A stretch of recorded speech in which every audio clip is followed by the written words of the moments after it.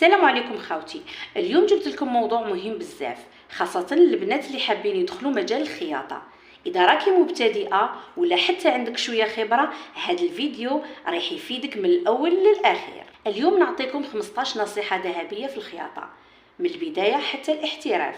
النصيحة الاولى: ابداي بالبسيط، ما تبدايش بحوايج صعاب، ابداي بحوايج ساهلين كيما وسادة، كيما ليزار يعني تكفي، خيطي تنورة بسيطة، قندورة بسيطة. تاني نصيحة: تعلمي الأساسيات مليح.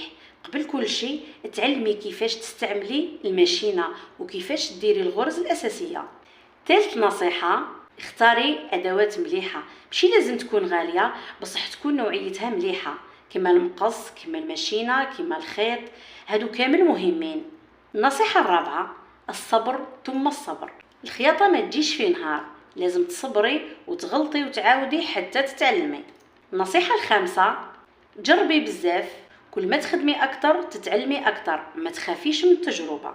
النصيحة السادسة: تبعي فيديوهات تعليمية، كاين بزاف فيديوهات في اليوتيوب تعلمي منهم خطوة بخطوة. النصيحة السابعة: ديري قياسات صحيحة، خاطركش القياس هو كلش، إذا غلطتي فيه اللبسة راح تفسد كامل. النصيحة الثامنة: استعملي قماش سهل في البداية، كاين قماش صعيب وكاين سهل، ابداي بالقماش السهل باش تتعلمي.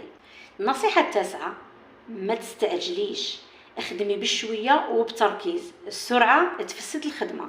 النصيحة العاشرة: نظمي خدمتك، خلي كل حاجة في بلاصتها باش تخدمي مرتاحة. نصيحة رقم 11: اتعلمي من الأخطاء، إذا غلطتي ما تفشليش، تعلمي وعاودي. النصيحة الثانية عشر: ديري اللمسة تاعك الخاصة، خلي عندك ستايل خاص بيك باش تتميزي على الناس. النصيحة رقم 13: اهتمي بالتفاصيل الصغيرة، هي اللي تفرق، كما الخياطة النظيفة والترتيب. النصيحة رقم 14: ما تقارنيش روحك بالآخرين، كل واحد عنده وقته، خلي تركيزك على روحك فقط. النصيحة رقم 15 والأخيرة: حاولي تحوليها المشروع، من بعد ما تتعلمي تقدري تربحي، بداية تخدمي للناس وتبيعي خدمتك. شوفي حبيبتي، الخياطة ماشي غير هواية، تقدر تولي مصدر دخل قوي، بصح لازمك الصبر زائد الخدمة زائد الإصرار. وما تنسايش، ابداي اليوم، ما تستنايش، كل غرزة تقربك للنجاح. إذا عجبك الفيديو ديري لايك وبارتاج وقولي لي واش حابة تخيطي أول حاجة.